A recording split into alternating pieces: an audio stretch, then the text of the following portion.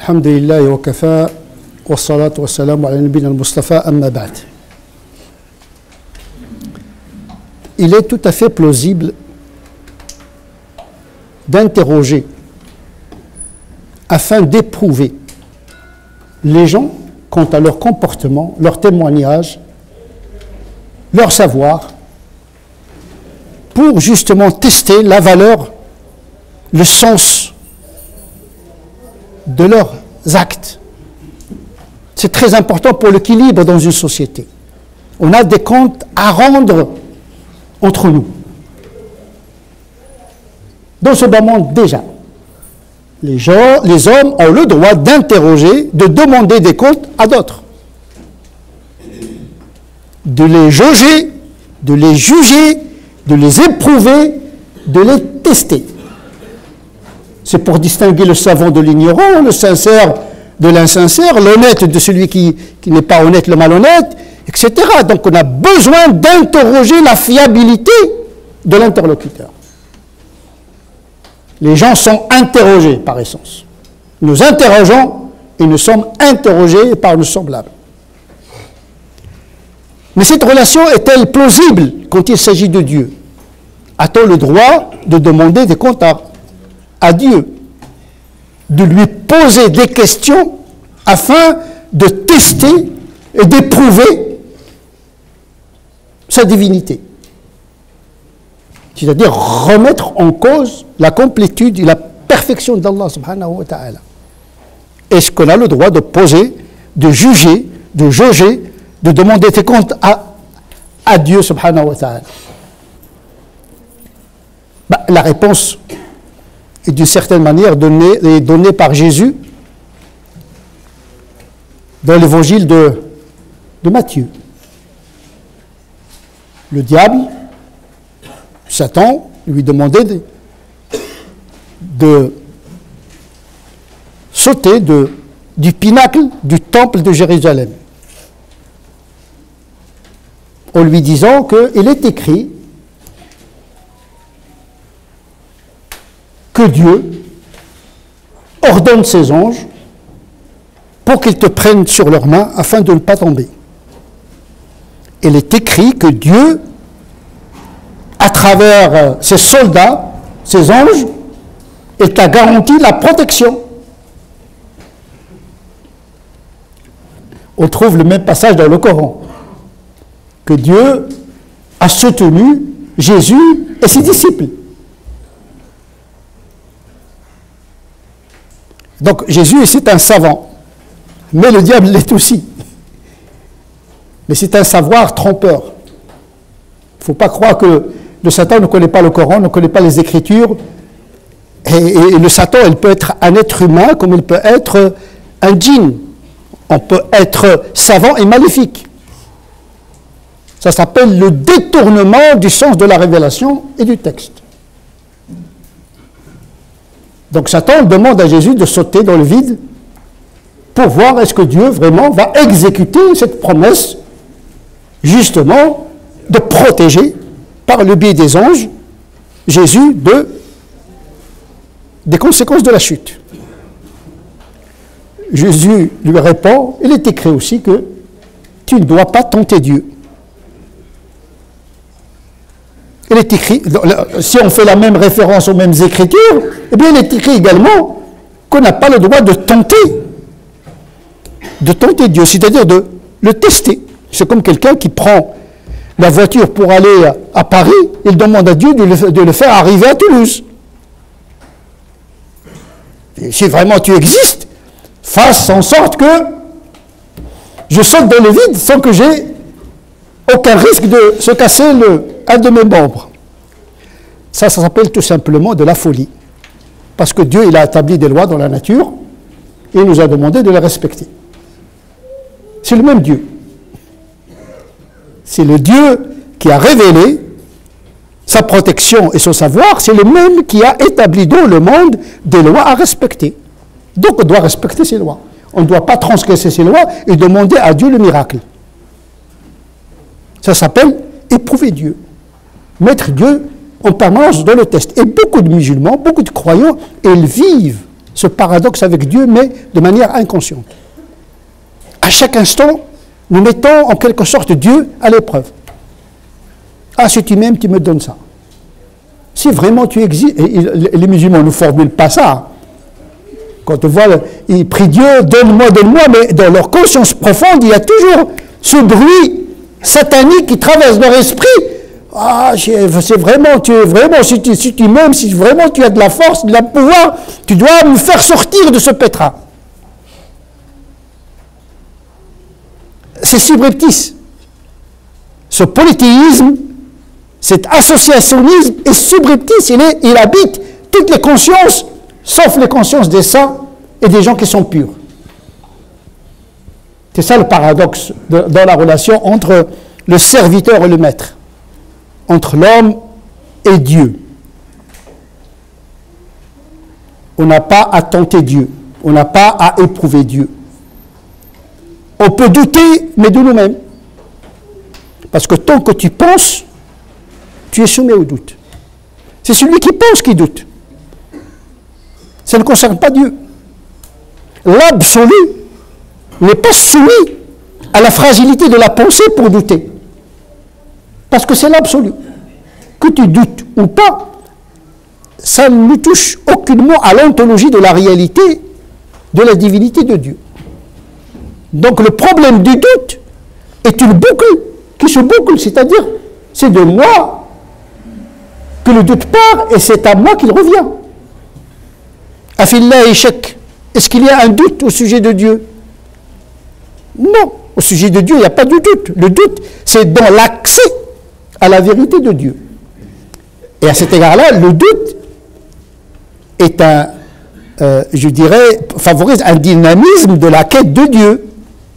Au lieu de se détourner de Dieu, le doute nous pousse à chercher la vérité de Dieu.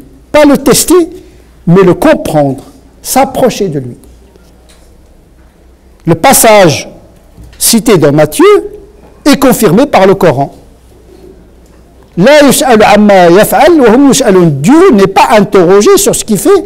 Par contre, eux seront interrogés sur ce qu'ils font. Dieu ne doit pas être tenté. Tenté par le fait de le mettre à l'épreuve. En vérité, tout le monde pense qu'il est à l'abri de cela. Tenter Dieu, l'éprouver, le tester, l'examiner. Inconsciemment, consciemment, il y a ceux qui conscientisent cela et essaient un petit peu de s'en débarrasser. Et ceux qui ont atteint, je dirais, le summum de l'unicité, qui peuvent se débarrasser de cette pensée intéressée et conditionnée dans le rapport à Dieu, même dans la prière. Parce qu'il y a des gens dont la prière est presque un ordre donné à Dieu. Tu me donnes. Mais le propre du serviteur, c'est qu'il demande, il ne conditionne pas le retour. La prière est une prière. En soi, c'est un acte d'adoration. C'est une manifestation de la fragilité, de notre dépendance, de notre vulnérabilité. La prière, c'est le symbole de la dépendance du relatif par rapport à l'absolu. Ça brise la suffisance du croyant. On a besoin de s'adonner à une puissance totale. Donc on ne peut pas se passer de Dieu. Il ne s'agit pas de ne pas lui demander. Mais il y a une différence de demander à Dieu avec une intention de la tentation, de l'épreuve et de l'examen, et demander à Dieu dans le sens de chercher la vérité et de se rapprocher de lui et justement d'accéder à un bien de ce bon monde, puisque nous demandons aux autres de nous donner, pourquoi ne pas demander à Dieu qu'il nous donne? Nous demandons à tout le monde qu'il nous donne. Ce n'est pas interdit de demander des services à autrui. Eh bien, faisons la même chose avec Dieu, mais avec une confiance et pas de tentation.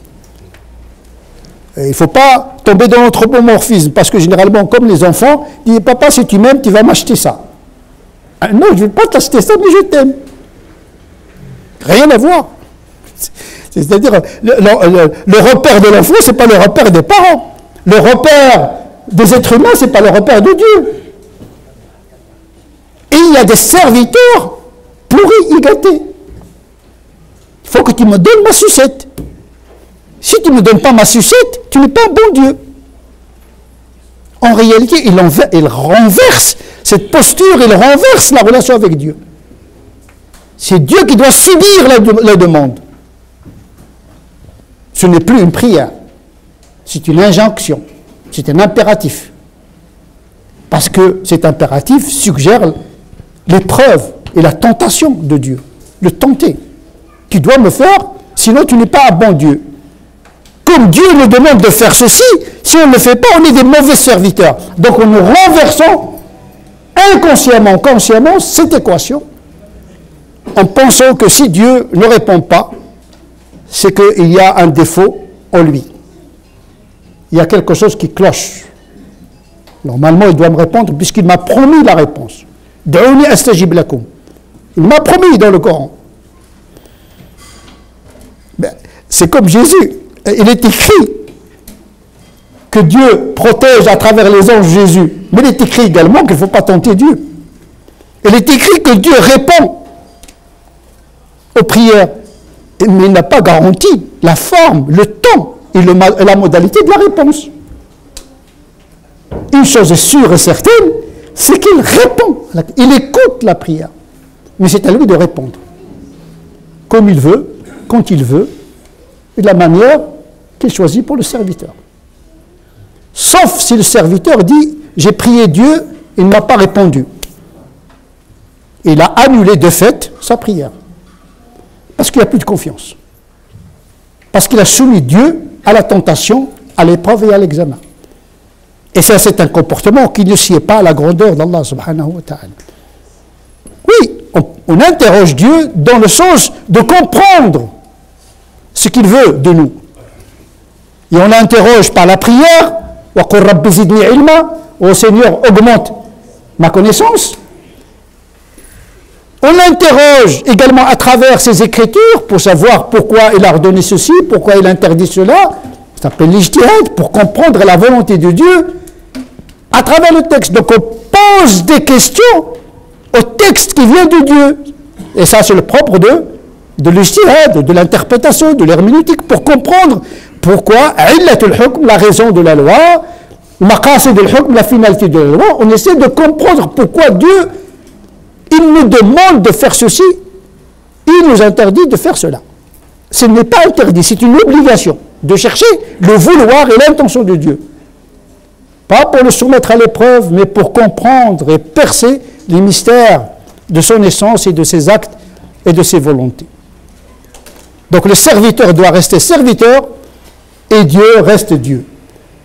La relation, c'est la confiance, mais la confiance qui ne suspend pas la quête et la prière et la demande adressée à Dieu pour qu'il nous aide à mieux le comprendre, à mieux lui faire confiance, à mieux progresser, mais avec une confiance. Quand il n'y a pas de confiance, il n'y a pas de relation. C'est comme dans le couple, c'est comme dans la famille. Il ne peut pas y avoir une stabilité, une relation saine s'il n'y a pas un minimum de confiance. C'est la même règle qui s'applique avec Dieu. On ne peut pas prier un Dieu auquel on n'a pas confiance. Ça liquide les bases même d'une prière. Et dès qu'il y a la tentation de soumettre Dieu à l'épreuve, si tu m'aimes, tu me réponds, si tu ne m'aimes pas, donc tu ne me réponds pas. Le Coran a dévoilé cette modalité d'adoration conditionnée. Il y a des gens qui adorent Dieu à leur manière, avec des conditions. Donc une adoration conditionnée. Si Dieu lui donne un bien, il est tout content. Ah, Dieu existe, il est bon. Et quand il est soumis à une épreuve, il se détourne. On dit, il change de veste, comme on dit, de veste religieuse. Et ainsi il aurait perdu ce bas monde et l'au-delà. C'est ça vraiment la grande perte. Avoir une relation infantile, je dirais, une relation capricieuse, une relation gâtée. Ce n'est pas une relation mature, une relation de sagesse avec un Dieu immense. Plus vous avez l'immensité de Dieu dans votre esprit, plus vous avez une prière inconditionnelle à l'égard d'Allah subhanahu wa ta'ala. نسأل الله عز وجل أن يجعلنا من الذين يستمعون القول فيتبعون أحسنه أولئك الذين هداهم الله وأولئك هم أولو الألباب. اللهم اهدنا فيمن هديت وعافنا فيمن عافيت وتولنا فيمن توليت وبارك لنا فيما أعطيت وقنا واصرف عنا شر ما قضيت فإنك تقضي ولا يقضى عليك. اللهم صل على سيدنا محمد وعلى آل سيدنا محمد كما صليت على سيدنا إبراهيم وعلى آل سيدنا إبراهيم وبارك على سيدنا محمد وعلى آل سيدنا محمد كما باركت على سيدنا إبراهيم وعلى آل سيدنا إبراهيم في العالمين إنك حميد مجيد. سبحان ربك رب العزة عما يصفون وسلام على المرسلين والحمد لله رب العالمين.